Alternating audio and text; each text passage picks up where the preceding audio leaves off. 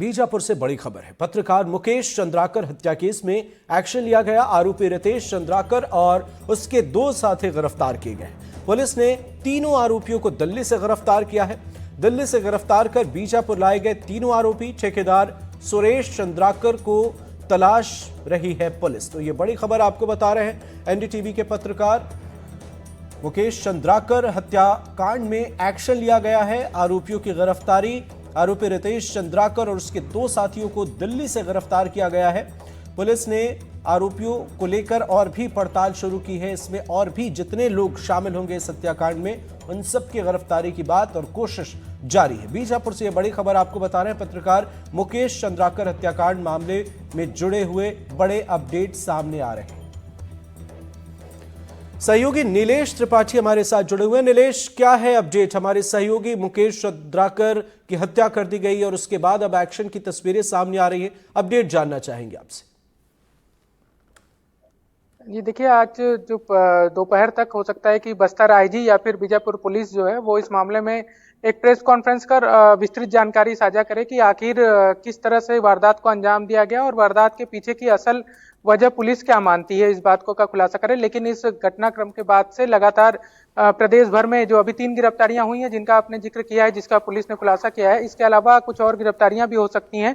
मुख्य जो इसमें सस्पेक्टेड माना जा रहा है, जिसकी भूमिका षड्यंत्रकारी के तौर पर मानी जा रही है, सुरेश चंद्राकर, उसकी भी गिरफ्तारी की चर्चा है। हालांकि इस पर अभी पुष्टि नहीं है, लेकिन ये चल रही है। और इसके अलावा जो राजनीतिक लोग हैं या फिर जो जैसे मंत्री केदार कश्यप प्रभारी मंत्री भी हैं बीजापुर के, उन्होंने श्रद्धांजलि दी है मुकेश को। और इसके अलावा ये बात का आश्वासन भी दिया है कि इस मामले में पूरा सहयोग सरकार इस तरह से करेगी कि जांच निष्पक्ष हो और जो भी दोषी हो उस पर कड़ी कार्रवाई हो। इसी मामले में कुछ देर में हो सकता है कि बीजेपी के कुछ आला नेता, प्रदेश अध्यक्ष भी इस मामले में प्रेस कॉन्फ्रेंस कर कुछ जानकारी साझा कर सकते हैं। इसके अलावा पूर्व मुख्यमंत्री भूपेश बघेल ने भी मुकेश के साहस को सम्मान दिया है और उन्होंने उस घटना की याद की है जिसमें एक जवान जो कि मुठभेड़ के बाद अपहरण कर लिया था नक्सलियों ने, मनहास जो सीआरपीएफ के जवान थे, उनको छुड़ा कर लाने वालों के दल में मुकेश की क्या भूमिका थी, इस बात का जिक्र खुद पूर्व मुख्यमंत्री भूपेश बघेल ने कहा है। और उन्होंने ये भी कहा है कि इस मामले में मैं कोई राजनीतिक टिप्पणी नहीं करना चाहूंगा, लेकिन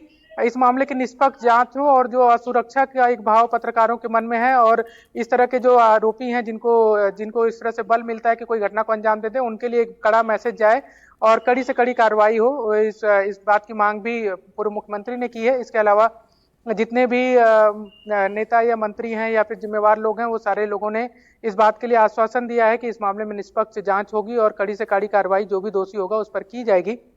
लेकिन सबसे बड़ी बात यह है कि अभी इस बात का पूरी तरह से खुलासा नहीं हो पाया है कि आखिर किन परिस्थितियों में मुकेश के साथ इस घटना को अंजाम दिया गया। रितेश चंद्राकर जो इस मामले में मुख्य आरोपी के तौर पर जिसको देखा जा रहा है या उसकी बहुत ही गंभीर भूमिका देखी जा रही है, उसके पीछे वजह यही है कि मुकेश की जो आखिरी बातचीत हुई थी फोन पर 1 जनवरी की रात करीब 8 बजे से 8:30 बजे के बीच में, वो आखिरी बातचीत रितेश चंद्राकर से ही थी, 3 मिनट से ज्यादा की। और उसके बाद चूंकि 6:30 बजे के आसपास, 6 से 6:30 बजे के आसपास मेरी बातचीत खुद मुकेश से हुई थी एक खबर के सिलसिले में। तब उन्होंने फोन कॉल रखते हुए ये बताया था कि रितेश उससे मिलने आने वाला है। तो इस बात की भी बड़ी भूमिका है कि रितेश से अगर पहले से मुलाकात तय थी तो क्या इस घटना की साजिश पहले ही रची जा चुकी थी या फिर जब मुलाकात हुई उस दरमियान ऐसा कुछ वाकया हुआ कि घटना घटी। ये सारी बातों पर अभी पुलिस हो सकता है खुलासा करे आज दोपहर या शाम तक, और मुख्य आरोपी कौन है या किस तरह से साजिश रची गई, इन सब बातें सामने आए। जी बिल्कुल नीलेश, आज बीजापुर बंद है और इसके साथ साथ ये अपडेट तो आपसे जानना ही चाहेंगे, ठेकेदार सुरेश चंद्राकर के इन्वॉल्वमेंट को लेकर अब तक क्या कुछ पुलिस कह रही? देखिए, पुलिस अभी इस मामले में कुछ भी आधिकारिक तौर पर नहीं कह रही है, लेकिन ये जरूर क्योंकि जो खबर हमने दिखाई थी, जिस खबर को लेकर चर्चा हो रही है कि घटिया सड़क निर्माण की जो खबरें हमने दिखाई थी, मैं खुद ग्राउंड पर गया था, वो सड़क बनाने का जो ठेका मिला था उसमें जितने भी ठेकेदार हैं उनमें एक बड़ा ठेकेदार सुरेश चंद्राकर है।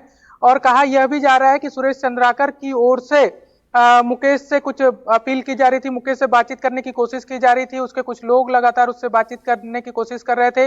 लेकिन इसमें एक बड़ी बात यह भी है जो अभी तक हमको जानकारी मिली है कि मुकेश की ओर से सुरेश चंद्राकर को कोई संपर्क नहीं किया गया था पहले से। मुकेश की ओर से पहले से कोई कॉल सुरेश चंद्राकर को नहीं किया गया था, जबकि इस मामले में जब कार्रवाई हुई और उसके बाद जब जांच दल बैठी तो सुरेश चंद्राकर की ओर से मुकेश को संपर्क करने की कोशिश की जा रही थी। तो ऐसे में कई सारी चर्चाएं हैं और सुरेश की उसमें क्या भूमिका है ये जरूर अभी संदेह में ही है, लेकिन उस पर कोई आधिकारिक पुष्टि नहीं हुई है। लेकिन ये माना जा रहा है कि जो भी कुछ हुआ है उसके पीछे घटना जिसने भी अंजाम दिया हो, लेकिन साजिश जरूर सुरेश चंद्राकर की इसमें मानी जा रही है। और साजिश सिर्फ ये नहीं कि घटना को अंजाम देने बल्कि घटना को छुपाने में भी, ताकि क्योंकि जो सेप्टिक टैंक के ऊपर स्लैब किया गया वो प्रीमिसेस उसका है, तो आखिर बिना उसकी अनुमति के कोई स्लैब कैसे कर देगा, ये सारे सवाल हैं। और इसमें उसकी भूमिका जरूर संदिग्ध मानी जा रही है कि घटना किसी ने भी अंजाम दी हो, किसी तरह से अंजाम दी हो, लेकिन उसको छुपाने में भी इसकी बड़ी भूमिका मानी जा रही है। जी अमृत। बिल्कुल नीलेश, हत्या के विरोध में शहर में दुकानें बंद हैं, न्याय की मांग की जा रही है, पत्रकारों ने भी प्रदर्शन किया है, विरोध जताया है इस हत्याकांड का। क्या है अपडेट, कैसी स्थिति? देखिए, मुकेश एक ऐसे पत्रकार थे जो सिर्फ पत्रकार नहीं थे बल्कि शहर के जितने लोग भी उनको जानते हैं या फिर उनसे जुड़े जितने भी लोग हैं वो ये बखूबी जानते हैं कि मुकेश एक ऐसे व्यक्ति थे जो हर किसी के लिए मदद के लिए तैयार रहते थे। चाहे कोई गांव से आया एकाएक, किसी भी गांव से उसको कुछ पैसे की जरूरत है तो वो जुगाड़ करके कुछ पैसे दे दिया करते थे। उसको अस्पताल में इलाज की जरूरत है तो इलाज के लिए वो आगे आ जाते थे, खुद अपनी गाड़ी में बैठाकर उसका इलाज करवाते थे, उसको जो भी जरूरी सुविधाएं दिलाते थे। तो ऐसे इन कामों में भी, सरोकार के कामों में भी मुकेश एक्टिव रहे हैं शुरू से ही।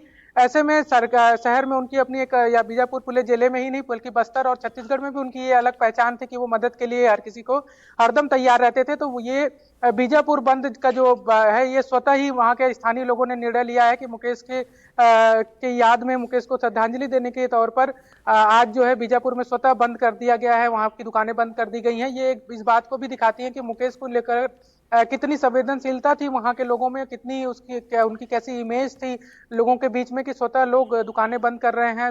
आप सोशल मीडिया पोस्ट देख लें तो उससे भरमार है जो मुकेश को अपनी याद कर रहे हैं, मुकेश की अच्छी बातों को लिख रहे हैं, तमाम तरह की चीजें हो रही हैं। तो मुकेश की अपनी एक जो छवि थी वो इस बात के लिए प्रमाण है कि आज बीजापुर में स्वतः बंद कर दिया गया है। और जो बड़े संगठन है जितने भी, चाहे वो सामाजिक संगठन हो या प्रेस से जुड़े संगठन हो, सब लोग मांग भी कर रहे हैं कि इस मामले की हर एंगल पे जांच की जाए, गंभीरता से जांच की जाए। और कोई भी ऐसा नहीं है कि जो प्रथम दृष्टया जो दिख रहा है सिर्फ वही एक आरोपी है, बल्कि इसके अलावा इसके पीछे कोई हर एक एंगल से मामले की जांच होनी चाहिए। बिल्कुल सही आपने कहा नीलेश।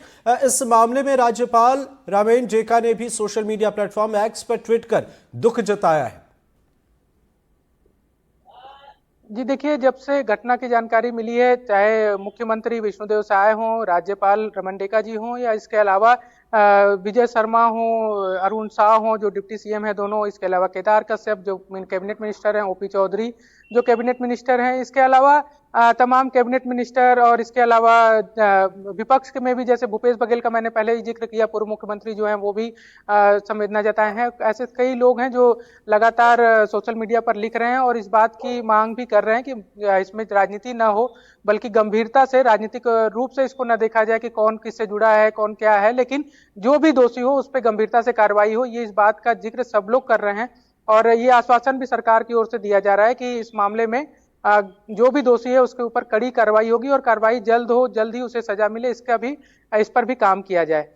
बिल्कुल नीलेश, आप नजर बनाए रखें, आगे भी आपसे अपडेट लेंगे। फिलहाल बहुत बहुत शुक्रिया। एनडीटीवी के पत्रकार मुकेश चंद्राकर